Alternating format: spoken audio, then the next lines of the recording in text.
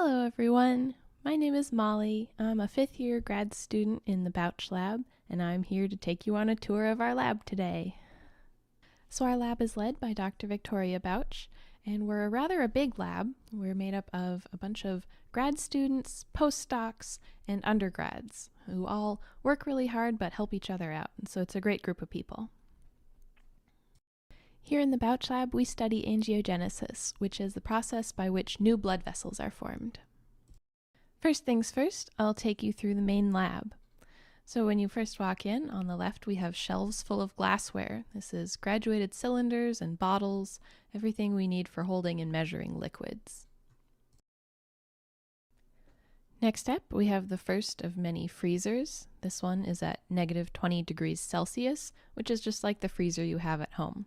So in it, each of us has a rack with a bunch of boxes full of samples. This box is holding my antibodies, and you can see I have everything nicely labeled so it's easy to find when I need it.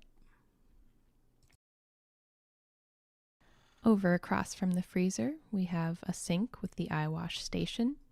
Then next to that, we have a water bath that we usually hold at 55 degrees Celsius, and then a heating block where we can get things up to boiling. After that, we have a microwave, and then a magnetic stir plate that doubles as a heating plate, and a vortexer for mixing up samples. Next to that, we have a desktop centrifuge, which spins down little strips of tubes. This is next to the PCR bench, where we do all the PCR for our lab that tells us which mutations our mice have. Across from the PCR bench are the machines where the PCR is actually done. So these machines change the temperatures and allow amplification of DNA. So since this one is done, we can see what's in the machine. So this is a strip of PCR tubes. The DNA is inside there, and we have a green dye which helps us see it when we run it out on a gel.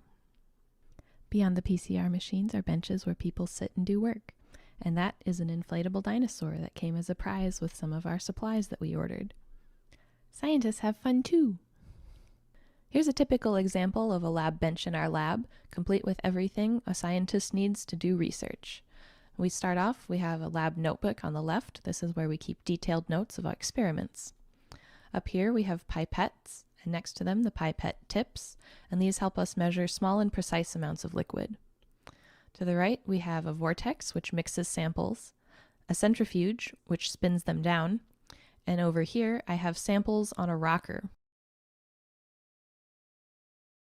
Let's take a peek at what's under the foil on this rocker. It happens to be 2 samples of livers, which is a great organ to study for angiogenesis because it has so many blood vessels in it. Now I'm going to show you how we get the samples of liver, and then what we do afterwards to study and image it. This is a dissecting microscope. It provides kind of low magnification and a good light source, which is good for when you're dissecting small tissues. And we take our samples and we put them in a petri dish like this one. We fill the petri dish with PBS, or phosphobuffered saline. And this is just a saltwater solution that keeps the tissues from drying out while we're working with them. So, like I said, we fill up the petri dish with our PBS, and we put our sample in there, and then we dissect it with tools. Here are the tools we use for dissection. On the left, we have fine forceps. These allow us to do tiny manipulations and hold the tissue. Next, we have a pair of small dissecting scissors. And on the right, we have a pair of spring scissors, which allow for finer manipulations if you have to cut something very tiny.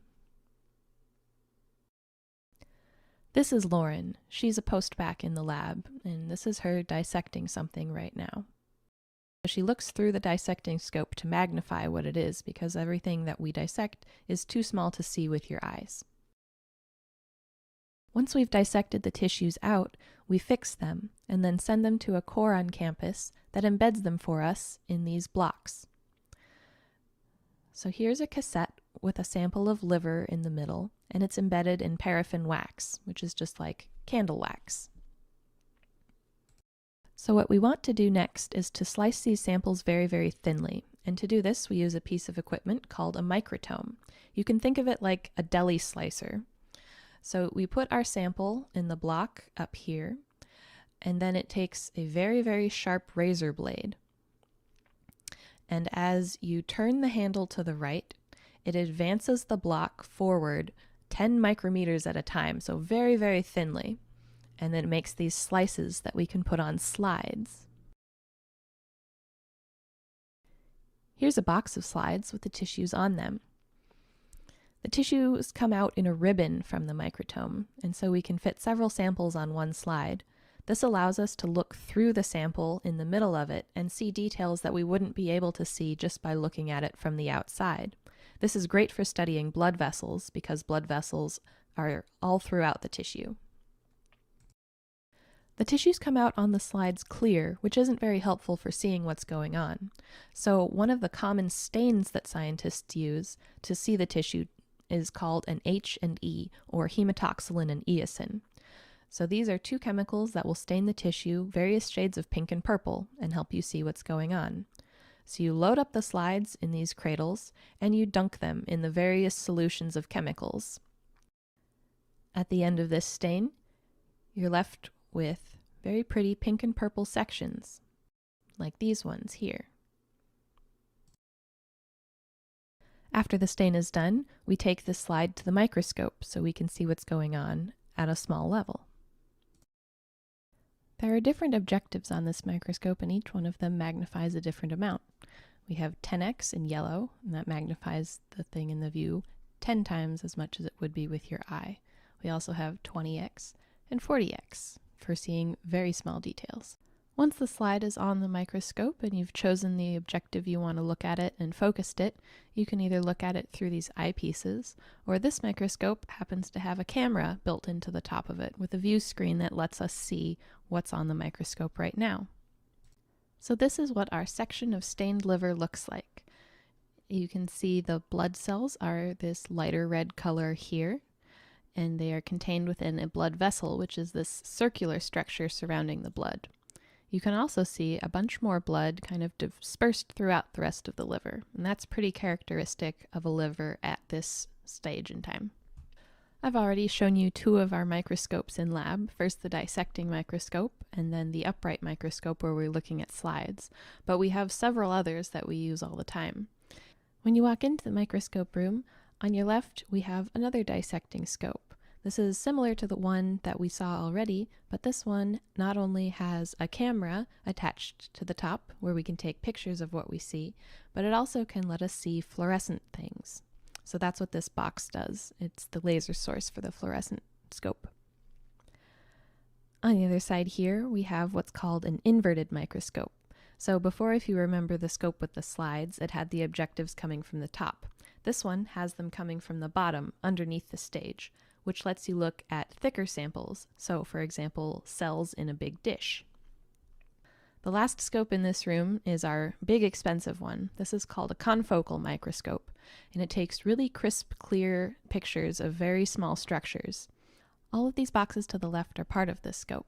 Part of their function is to emit laser light at different wavelengths. This allows us to do antibody staining with up to 4 different antibodies and see them in effectively 4 different colors. So with that, I'll wrap up our tour today. I hope you enjoyed getting to see the space where all of our research is done, and happy to take any questions.